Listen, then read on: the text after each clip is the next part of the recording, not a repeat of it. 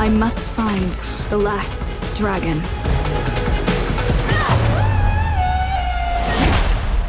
My name is Raya. Okay, guys, be honest with me. Have you guys ever actually met in real life before? Yes, we have. Yes. Yeah. Once. One time. Before this movie, yes. Yeah, before this movie, in passing as well.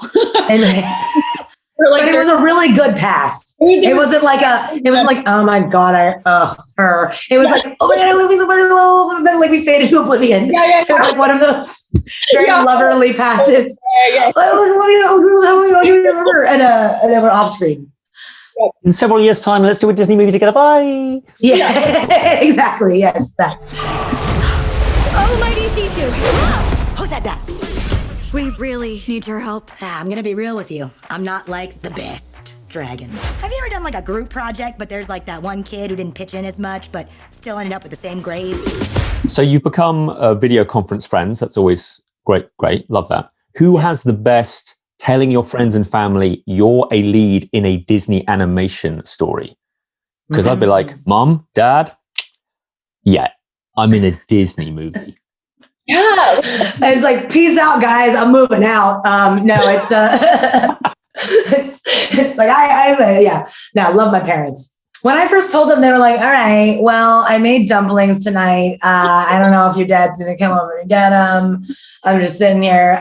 So I don't think that they really understood it. But then when they started seeing the commercials is when like, oh, I saw a commercial. How come you didn't tell me about this movie? And I'm like, I literally told you about it. You know, you just, So, yeah.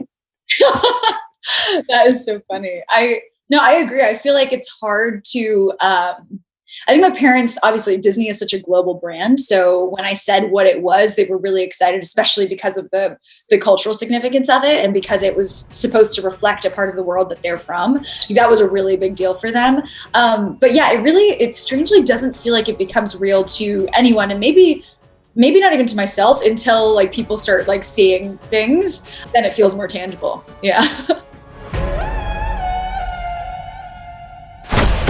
How proud are you of being in this movie? How does it make you feel to be in Raya and the Last Dragon?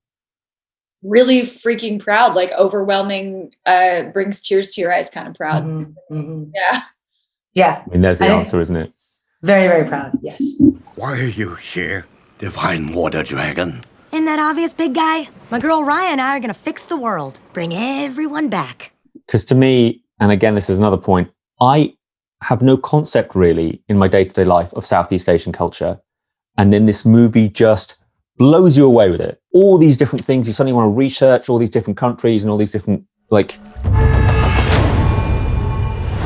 How did it feel even just to see the martial arts scenes? So dope.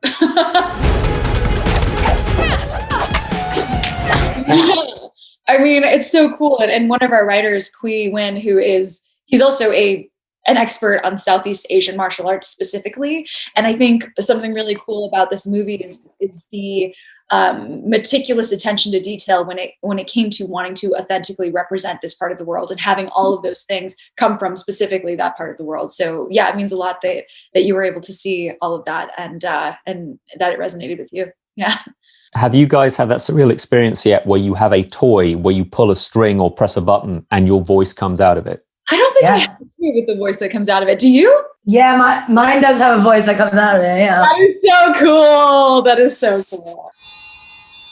Amazing. Oh, she talks. Talking dragon. The first time I heard it, that someone was like, oh, that's you. And I was like, no, I can't be. And then I heard it again. I was like, oh, wow, that is me, dude. That is so cool. Yeah. I would leave it on like the coffee table and be like, this thing? Well, let me just press it again. It's like, oh, what's your cat's name? And you're like, oh, this guy, his name is Sisu and she's great. Now available. I'm going to give you a tour of the makeshift voiceover booth that I've been using at home. So here's the microphone. What are the most memorable directorial notes you've got in the sound booth? That was awesome. Give me some show. Whoa, it looks so good. Because I love speaking to you guys about having to do breaths and efforts. And Yes. suddenly the director kind of loses their mind a little bit and goes like, more dragon, less dragon. Like, what sort of stuff did you get? Okay, I remember, this is really embarrassing. I remember, I think the moment that you see in the trailer where Raya meets Baby Noi for the first time. Hey, baby. Where are your parents? Hey, who's baby? What? And I remember, getting really into it. And I'm like going like this, and I'm like shaking this imaginary baby. And then my note was like, yeah, Kelly, maybe don't shake the imaginary baby. Really? A cod baby? Yeah, so that was funny. Less shaky of the imaginary baby. Yeah. Maybe in this. Yeah. That's awesome. Can you top that, Awkwafina? Yeah, no, I one thing that I've always had a little bit of trouble with, I was like the grunts, like a grunt walk. No, and I think it's doable. I think it feel weird, you know what I mean? Mm-hmm. But then there was a time where I didn't know how to gulp, like when you're scared. It's a very often used like that kind of thing. Mm-hmm. I had to learn that, and then also they asked me to do like a dragon roar. And I was like, oh, I really don't think I could do that. Yeah. But which I think that's for long. I think that means a lot. It's like, it's not more. They got like a roar or like that means that it just goes on and on. Right. So they had me do a roar and I was like, okay, yeah. Let me just, cause how do you prepare for that? And then, and if my voice is good for the dragon roar, is that a good thing? You know what I mean? Speaking of your parents, you go back home or whenever you next see them, oh, how's work? I spent a good day roaring. Okay. Yes. All right. It's like, I've just been roaring for the past couple hours. It's good. You know how it is. I also love asking during animated movie junkets like this, right? When was the last time you got voice recognized? Like, do you ever get anybody going, is that Kelly Marie Tran? And then it's you. They recognize my voice before my face. I'll tell you, I just say that. Oh. But I think I'm curious to see what Kelly has to say about that, though. Yeah, that's funny.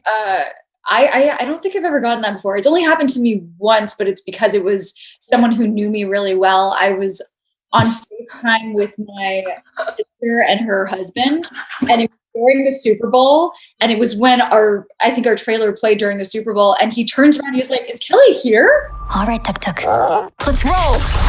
And I was like, "Oh man, that was pretty cool." But other than that, I don't think I've ever been recognized just by my voice before. By the way, I was on during the Super Bowl, but no, don't worry about it. Like, oh, I thought she was here. Yeah. You're saying you get it more then, Awkwafina? People recognize my voice before my face. Like probably 8 out of 10 times. Really? Yeah. That's wild. And you go. Or that they won't put it together until I start talking. And then their face goes, thank you guys so much. Have a great rest of your day. And I'll see you next time. That was really fun. Oh, that's so kind. Thank you. Bye now. Bye. Thanks for watching. If you enjoyed this video, don't forget to subscribe and click the bell icon to keep up to date. You can listen to my Radio 1 movies and TV podcast Screen Time on BBC Sounds. And you can find these interviews in full on BBC iPlayer by searching Movies with Ali Plumb.